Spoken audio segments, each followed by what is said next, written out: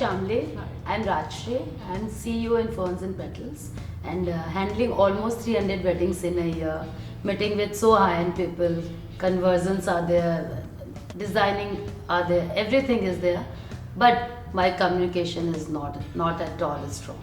So please tell us something so that we can much improve our conversation. Is it because you're not getting the right words? That could be a problem. Or maybe you find the other person seems to be in a stronger position than you. Or third, you have too many thoughts which are happening and it's all over the place. With me, I think all three are there.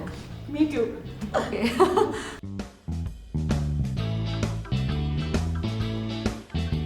So let's talk about it one by one.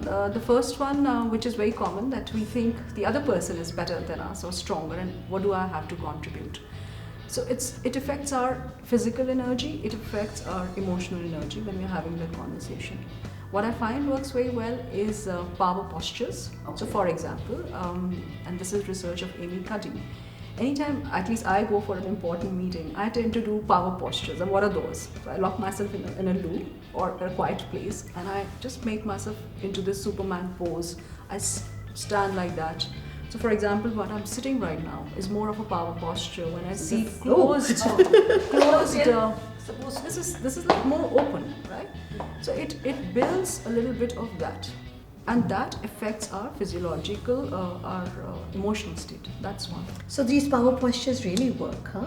Yes, for my workshops, I'm so nervous sometimes and I lock myself, as I said, where people can't see me. And I do it before the meeting. We'll also try that. We'll try that. Yes, you do that, it means anytime. The second is also, if you think you're going to be nervous, try not to have coffee or tea because adrenaline is already getting secreted anyways. So it's good to have water in a meeting. And I rather run for a tea. Coffee or tea will dry up again your mouth. So this is the physical side of it. The third element is thought to word articulation. So sometimes language could be a problem.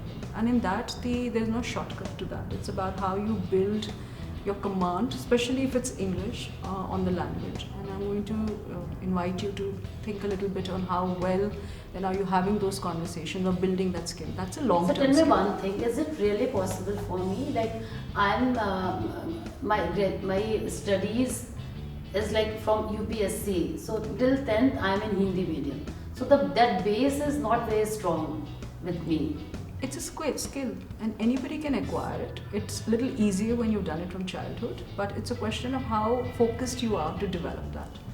So, and there are so many success stories of people who did not know the language, let's say English, but they've developed it. But again, that's one part of it. So, but are you being mindful to make a lot of conversations, reading in that area? And using the language a lot, so you become very comfortable with many words. If I'm having a conversation with you and you want to say something, you will have 5 words in your mind which you can plug and play. And that can happen when you have a larger command on the language. That's one element. So just to make communication much stronger, much better, what more matters? Is it language or is it confidence? I would say the latter first. Language is secondary, and after all, we live in India, where you don't necessarily have to speak English, but it is a lot about confidence. So sometimes when we see people who are, we just walk into the room and we know we would like to have a conversation with them. So that's why I think, at least to me, I always think it's my mental energy, what I think of myself, makes so much of difference.